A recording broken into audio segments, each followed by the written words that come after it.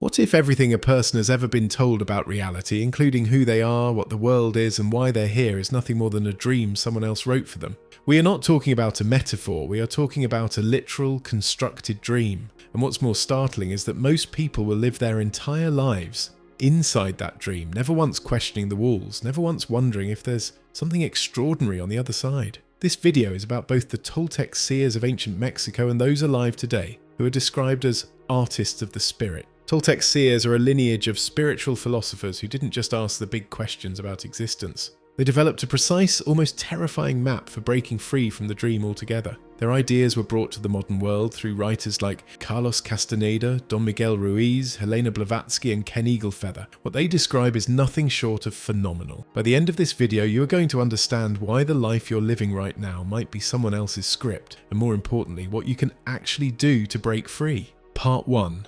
The dream nobody agreed to.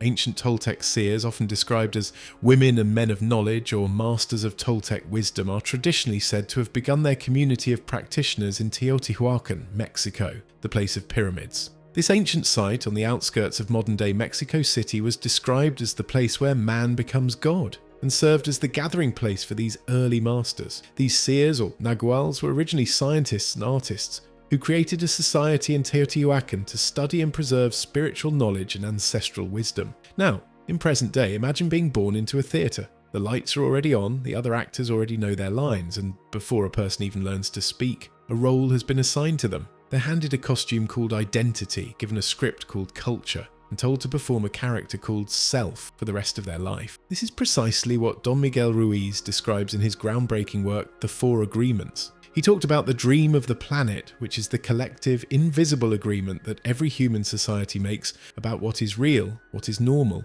and what is acceptable. And the astonishing thing is that nobody consciously signs up for it. In Toltec philosophy, this process is called domestication. From the moment of birth, a person is rewarded with love and approval when they conform to the dream, and punished with shame and rejection when they don't. Over time, the dream stops feeling like a dream. It starts feeling like reality itself. Philosopher Michel Foucault had a similar stunning observation. He called it discourse, which is the idea that power structures within a society quietly determine what counts as truth, what is considered normal, and who gets to define the boundaries of both. Most people never question discourse because they're living inside it. Most people never question the Toltec dream for the exact same reason. Here's where it gets genuinely eye-opening. This isn't about abstract theory, it's personal. It's the quiet voice that tells a person they're not talented enough, not smart enough, not worthy enough to pursue the life they actually want. That voice didn't come from within. It was installed. Part 2, the Tonal and the Nagual. Now, this is where Toltec thought becomes truly remarkable and where it parts ways with most other spiritual traditions. The ancient Toltec seers describe reality as having two inseparable sides. The first is called the tonal. This is the ordered, nameable, and logical world. Every object a person can touch, label, categorize, and file away into a mental drawer is the tonal. It's the world of job titles, traffic lights, grocery lists, and social media bios. It's the world of language, social rules, and time. Immanuel Kant, the great German philosopher, described something remarkably similar when he spoke of the phenomenal world, which is the world as it appears to us after being filtered through the architecture of the human mind. The shocking truth the Toltec seers offered is that the tonal is not reality. It is a map of reality, and a map, no matter how detailed, is never the territory. The second side is the Nagual, and the Nagual is where things get mind-blowing. The Nagual is everything else. It's the infinite, the indescribable, the sublime and the void. The Nagual cannot be named and it cannot be categorized. It exists beyond the edges of every concept a person has ever held. It is the vast, infinite ocean of pure energy and consciousness that underlies everything visible. The Nagual is the thing that sustains the world of objects and names without ever appearing in it. Kant would have called this the noumenal world, or the thing in itself that exists beyond all human perception. Phenomenologists like Edmund Husserl and Maurice Merleau-Ponty argued that perception is always interpretation. We never see the world as it is, only as our consciousness constructs it. For the Toltec seers, the Nagual is not distant or religious. It is not reserved for monks or mystics or people with incense in their apartments. It is the very ground floor of a person's existence, and is always present and always humming beneath the noise of daily life. This incomprehensible thing, most people never touch it, and it's not because it's hidden, but because the constant chatter of the mind, including the endless narrating, judging and categorizing that runs from morning to midnight, drowns it out completely. Part 3, the Assemblage Point. Here's where Toltec philosophy becomes practical. The Seers developed the concept of the Assemblage Point, which is a specific location in a person's energy field where perception is literally assembled. Think of it like a radio receiver tuned to one station. Right now, for most people, that receiver is locked onto the station labelled Ordinary Consensus Reality. It picks up the signal of the tonal, including names, faces, deadlines, memories, fears, and nothing else. A seer is someone who learns to shift that assemblage point. This is done by what the Toltec tradition calls stopping the world, or silencing the internal monologue. It is here that a practitioner begins to perceive not just the surface of things, but the energy beneath them. Neuroscientists have shown that the brain's default mode network, the part responsible for self-talk and identity, quiets during deep meditation, flow states, and awe. When this happens, people report feeling connected, expansive, and free. This is what the Toltec Seers called impeccability, and it has nothing to do with being perfect. Impeccability is the fierce commitment to using one's personal energy wisely and not wasting it on self-pity, gossip, or the endless performance of a social character. It is, in the language of existentialist Jean-Paul Sartre, the embrace of radical freedom, which is the terrifying, liberating recognition that a person is entirely responsible for the meaning they assign to their own life. Sartre said it with characteristic bluntness. Existence precedes essence.